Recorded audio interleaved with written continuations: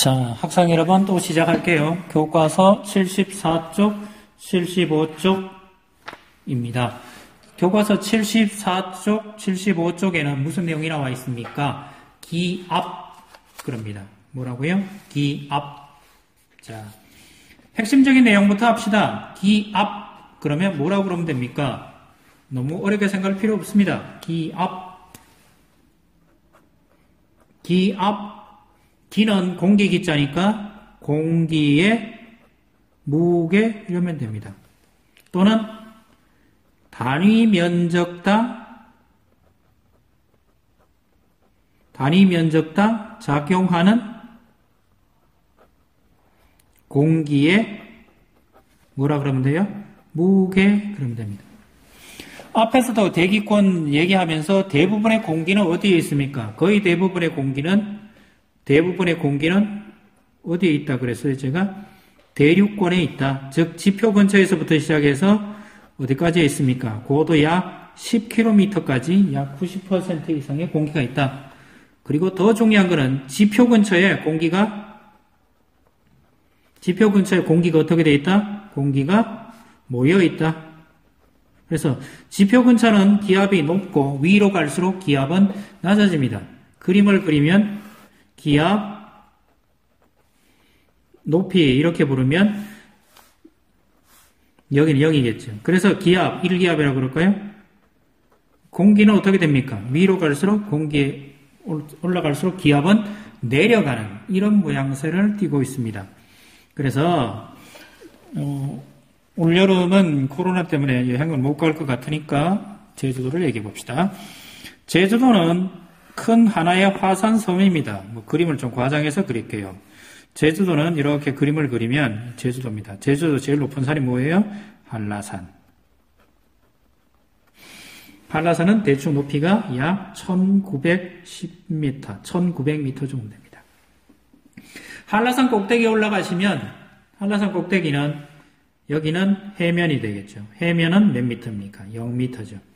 한라산 꼭대기는 해면에 비하면 공기 무게가 약 절반 조금 더 됩니다. 그래서 여기를 해면을 1이라고 그러면 한라산 꼭대기에서는 약 0.7에서 0.8 기압 정도 됩니다.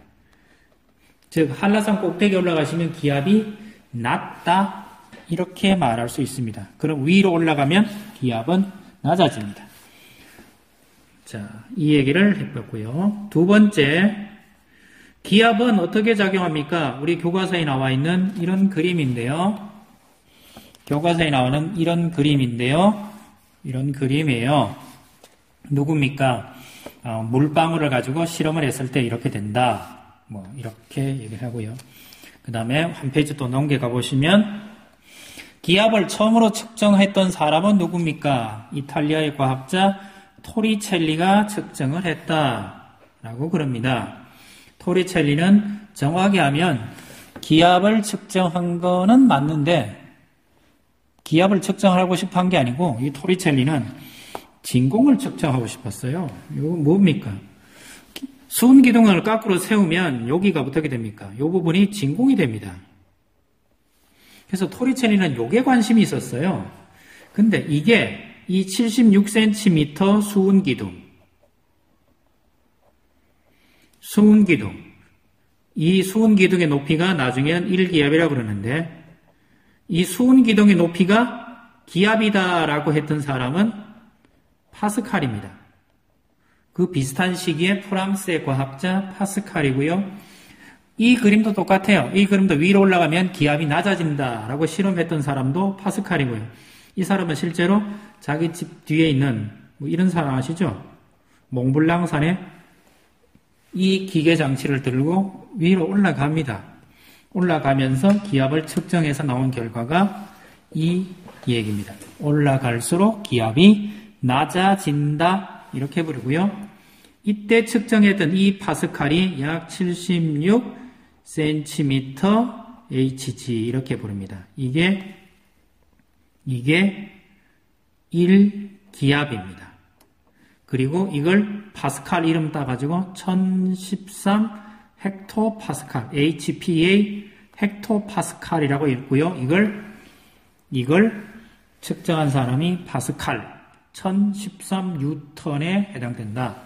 이게 대충 약 1013뉴턴 미터 제곱 이렇게 부릅니다.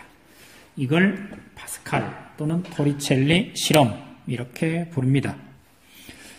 기압은 위로 갈수록 낮아집니다. 밑으로 내려올수록 기압은 커집니다. 그래서 높은 산에 올라가면 기압이 작습니다. 그래서 산소 마스크를 써야 됩니다. 높은 산에 올라가면 산소가 적기 때문에 평시에 밑에 있던 사람들이 높은 산에 올라가면 헉헉대고 머리가 아픈 증상이 생깁니다. 그걸 가지고 고산병 이렇게 부릅니다. 우리 몸에 있는 적혈구가 적응할 수 있는 시간이 필요한데요. 한 2주나 3주 정도 사시면 괜찮아집니다. 그럼 적혈구가 많아지겠죠. 2학년 때 배웠어요. 적혈구가 산소를 운반하는데 높은 산에 올라가면 산소 양이 적습니다. 그래서 머리가 아프고 어지럽습니다. 자, 밑에 또 연습 문제 한번 볼까요? 손 기둥의 높이가 80cm면 1기압보다 당연히 크죠. 몇 cm가 기준이었어요? 76cm라 그랬죠. 그래서 크다 그래야 됩니다.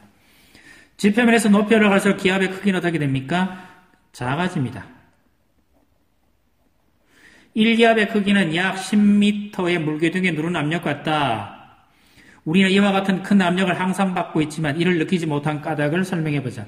한쪽 방향에서만 받으면 압력은 느낄 수 있지만 모든 방향에서 받으면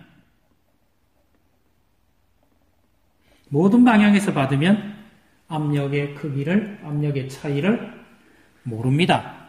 왜? 모든 바죠. 오른쪽에서도 10, 왼쪽에서도 10. 그러면 생각 잘 해보세요. 오른쪽에서도 10, 왼쪽에서도 10, 위에서도 10, 아래서도 10. 그러면 합이 뭐가 돼버려요? 합이 0이 돼버립니다. 그래서 느끼질 못합니다. 혹시 시간이 되시는 분은 좀 더 공부하셔도 돼요. 기압을 처음으로 기압이라는 게 있고 기압을 측정하고자 했던 사람은 우리 교과서에는 안 나와요. 누굽니까? 캐리케 하는 사람이 있었습니다. 마그데 부르크 반구. 그래서 공 속에다가 큰 구리로 만든 공 속에다가 기압을 빼버리고 그걸 떼는 실험을 했던 게 있었죠. 그걸 마그데 부르크 반구 이렇게 부르는데 한번 찾아보시는 것도 좋은 일이 될 것 같습니다. 자, 오늘은 간단하게 여기까지 하고요. 다음 시간에 또 다른 거 공부해 보도록 하겠습니다.